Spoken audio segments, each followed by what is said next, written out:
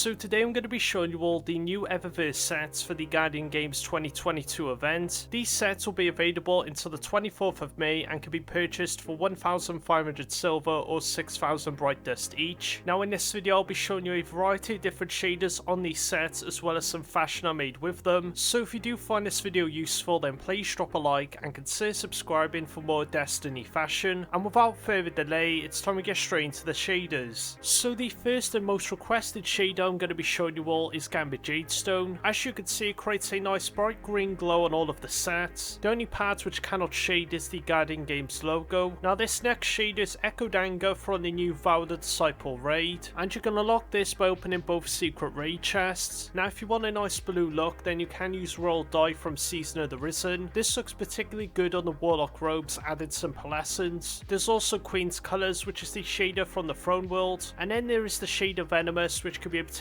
from Gambit this season. Then we have Omnichronia, which creates a nice gold with some blue glows, and this can be obtained from the Victory Over the Vaults bundle in the Eververse archive. Now moving on to some dark and light shaders, here is Amethyst Veil. Really nice all black look on all of the sets. Now there is also Metro Shift from the shader bundle. I only found this to look good on the Titan as it does remove glows and add some blue for the Warlock and Hunter. Abyssinian Gold also looks pretty good on these sets, although it incorporates more of the brown colour. Then here is one of the cleanest shaders, Jacarina, and this shader can sometimes be sold in the Bright Dust store. There's also Rivalry Black Sand, which is actually being sold right now. And then if you want a mostly white look, here is Monochromatic. There's also Grand Luster from the Solstice of Heroes event, and I could see this working really well with the Void 3.0 Ornaments. Now one of the best obtainable shaders in the game is Streaming Spectrum. This can be obtained from the Last Wish raid, although there does seem to be an issue with the Titan mark. There's also Ensilvered Snare, which can be obtained from a flawless completion of the Grasp of Avarice dungeon. And then some more shaders that look pretty good are the ones from the Black Armory. Pretty much all the forged shaders work extremely well. The ones I particularly like is New Age Black Armory and Begiza Knight. There's also the old raid shader Callous Treasured, which creates an all gold look. There's also some unique shaders like Testudo, which turn the glows off. Seven Sisters is also pretty good on the Hunter and Warlock sets as they do add a galaxy texture. And finally there's Oiled Algae and Vintage Timber, which are both from the Solstice of Heroes event, and these shaders are special as they make the glows pulsate. But yeah, they're pretty much all of the shaders I wanted to show on these sets. Let me know which shader is your favourite in the comments below. Now I'm going to be showing you all some fashion I made with the Hunter set as well as some sets from my Discord to give you even more set ideas. So this first set I have here is my Void Archer set. It uses the new Guardian Games ornament, and what I wanted to show with this set is the unique interaction with the Couturier mask. Usually this helmet would remove the hoods of cloaks, but you could see here that the hood is still visible. Now you could get the Couturier set from the Eververse archive, and another helmet that has this unique interaction is the Fearful Symmetry. As for the other pieces I used here, the arms are the Contender grips, which are from last year's Guardian Games set. The chest plate is the new Voidwalker ornaments from the Void 3.0 set. The boots are the Orpheus Rig exotic with the Calliope's Lullaby ornament, and the shaders you want to use on this set is royal treatment on the whole set except from the helmet, and for the helmet you want to use Gloomstrife. Now Mustang from my Discord actually made a similar set to this, instead basing it off the colours of Grand Luster. They switched up the helmet for the Pathfinder from the Season of the Lost. For the arms they changed them for the new Void 3.0 ornaments, and the chestplate uses the new Guardian Games vest. Now I also have some other sets from my Discord that I'd like to show you all, with this first one coming from Alaya. They went with a full Void look with the Raiju's Harness exotic. Now obviously this set is only going to be good if you don't mind using a different colour to your subclass, as the Raiju's Harness is arc based, and if you actually want to use this set with your Void subclass then you can switch out the chestplate for the Void 3.0 ornament. Then next we have a set from Krypz that uses the Psionic Stalker cloak. The reason why I really like this cloak is because it works really well with the helmet and also hides the Guardian Games logo on the chest plate. Now moving away from the Void sets, we have this one from Versio that goes with a silver, black and gold look. They went ahead and used the new Guardian Games cloak for the event, and again with this set the cloak does actually hide the logo on the chest plate. Now here we have some other sets from Owen Pappy. This first one uses the newest shader Heatsink, and I really like this tech look that they went with, using the new helmet and abs ornaments and blending it with the Christ the Queen as well as the Sonic Stalker cloak. Now this next set that they made uses the shader Testudo. They used this to get rid of the glows on the helmet and the arms, and then the final one they sent was a sort of scavenger look using the shader Canis coat. Really like like how they used the interlaced cape and blended the glows from the cloak with the ornaments. Overall, some fantastic sets from Owen Pappy. And then we have two more sets, with this first one from Oxy using a new shade of Venomous. Really good use of the cloak, as it does have a snake pattern and the shader actually creates a scaly look. And then the final set is from Mango that goes with a techie blue look. But yeah, they are pretty much all of the Hunter sets. I hope these additional sets give you some ideas as to what you can do with the pieces, and feel free to let me know which one is your favourite in the comments. Now moving on, I'm going to be showing you all some fashion for the Titan. So this is the set I made called the Infected Warmind Guardian. The idea with the set is to make the bottom half look like it's tearing down and starting to turn into Seaver, and then as the infection spreads there is the fully infected version. Now the idea with this set mainly stemmed from the new Guardian Games ornaments for the helmet. When I seen the triangular glows coming off the visor piece, it instantly reminded me of the Outbreak Perfected. Now the only issue with the helmet is at the back there is a Guardian Games logo. It's not too bad as most people won't really see this, but it is annoying how last year we could shade the logos and this year we just can't. But anyways, moving on to the arms, I used the Midnight Exigent. This is what I used on the Mac as well, and the whole set can sometimes be sold at Share. Then for the chestplate you want to use the Star-Crossed Heart ornament from the Eververse archive. And then finally for the boots you want to use the Phoenix Cradle Exotic with the Execute Revival ornament. Overall I think this is a pretty good Seaver set. Now there were also some sets from my Discord that went with the Seaver Titan look. This first one from Winter went with a similar look but used the Legacy Oath plate and the Wind Discipline. Then we have this set from Monkey Snail that uses the new Guardian Games helmet with the Seaver ornaments for the Symphoseps Exotic.